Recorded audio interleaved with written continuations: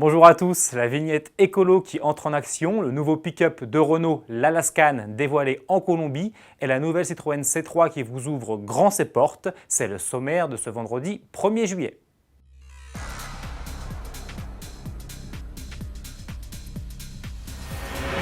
C'est aujourd'hui, vendredi 1er juillet, que revient la vignette écolo. 13 ans après la disparition de la pastille verte, le ministère de l'écologie met à la disposition des collectivités locales le dispositif CRIT-Air qui, pour lutter contre la pollution, permet d'identifier et de classer les véhicules en fonction de leur niveau d'émission. De la vignette verte pour les véhicules électriques et hydrogène jusqu'à la pastille grise dédiée au diesel mis en circulation entre 1997 et 2000. Ainsi, les villes qui le souhaitent peuvent désormais restreindre la circulation, voire même interdire leur accès aux véhicules les plus polluants.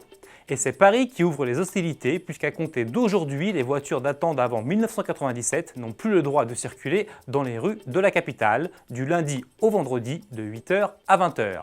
Toute infraction sera sanctionnée par une amende de 45 €.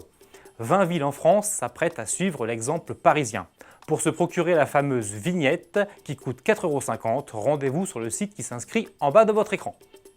Sans transition, direction la Colombie maintenant, où Renault vient de présenter un tout nouveau modèle. Et pas n'importe lequel, puisqu'il s'agit d'un pick-up. Et oui, moins d'un an après la présentation du concept Alaskan, le losange nous livre aujourd'hui sa version de série. Comme attendu, celle-ci est quasiment une copie conforme du prototype.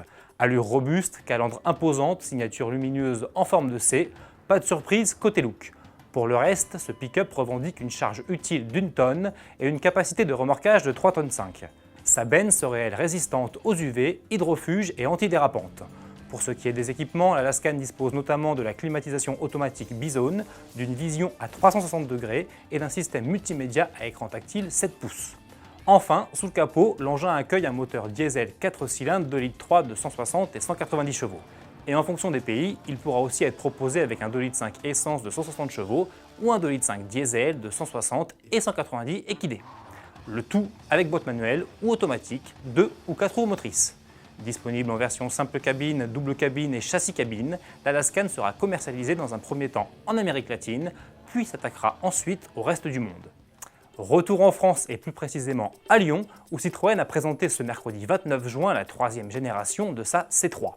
Autoplus y était et a notamment pu découvrir l'intérieur de la nouvelle citadine au chevron. Bienvenue à bord avec notre journaliste Cyril Biotto. À l'intérieur, la précédente génération de C3 se distinguait par une planche de bord plutôt bien présentée, plutôt flatteuse pour la catégorie. Et la mauvaise nouvelle, la nouvelle C3, on a plutôt l'impression de descendre en gamme. Tous les plastiques sont durs, y compris dans la partie supérieure de la planche de bord. C'est la petite déception. À côté de ça, on retrouve l'écran central, ici, tactile, qui rappelle furieusement celui du C4 Cactus. Par contre, l'insert décoratif en tissu ici fait plutôt bonne impression. Au niveau de l'équipement, il y aura une bonne connectivité sur la voiture. Par contre, on est surpris de ne pas trouver ce qu'on appelle l'AEB, c'est-à-dire le freinage automatique d'urgence en série sur la voiture. En tout cas, il n'y sera pas avant 2017, c'est un petit peu surprenant.